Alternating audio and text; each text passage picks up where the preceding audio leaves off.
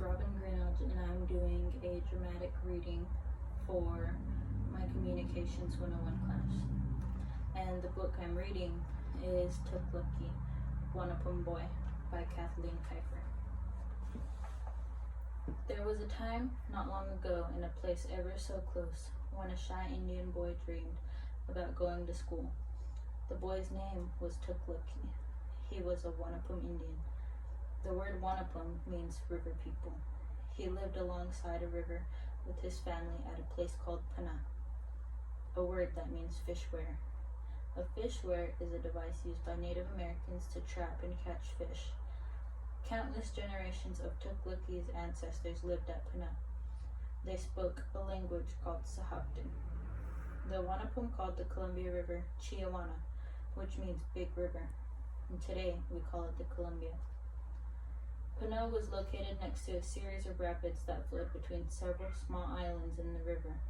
The rapids were a perfect location to trap seasonal runs of salmon that were the primary source of protein for the Wanapum. Several hundred years ago, explorers traveling the length of the river passed through the area. They met a group of Wanapum whose leader was honored by the people as a shaman. The explorers named the area Priest Rapids in recognition of the man who was recognized by the Wanapum for his divine gifts. Tuk'Luki loved his home. He heard and saw many things in the nearby landscape that made him happy.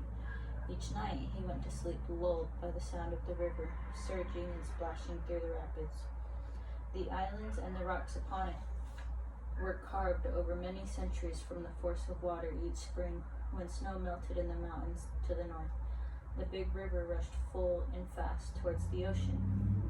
As it passed Priest Rapids, it cried out to the land and the people declaring its westward journey and reminding them that soon the fish would come back and there would be food for the rest of the year.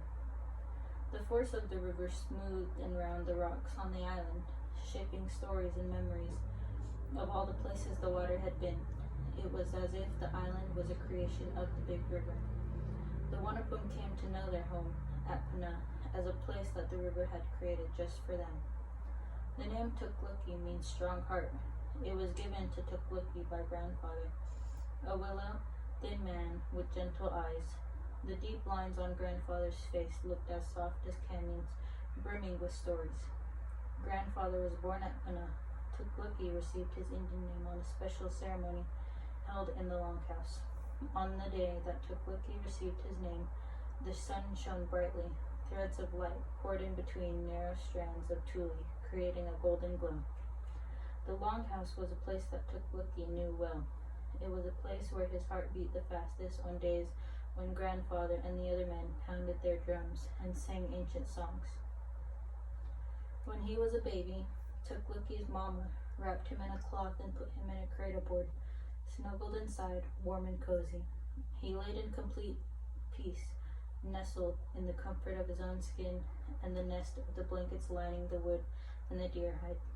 It was during these times, when he was close to himself, his skin, his breath, and his own scent, that he heard grandfather's voice. The first memory Tuk'Luki recalled was grandfather's voice telling a story. Over the years, he heard many stories shared by grandfather. The stories came alive with sounds like the wind, the rain, or a bird flapping its wings. Sometimes he heard the sound of thunder, a coyote howl, or a strange cawing of a crow, the rattle of a snake, the whinnying of a horse, the buzzing of a bee, and the urgency of waters rushing through the rapids. So, I chose to read a chapter from Tuk'Luki Wanapum Boy because it tells a story about not my grandfather, but my siblings' grandfather, my adopted siblings.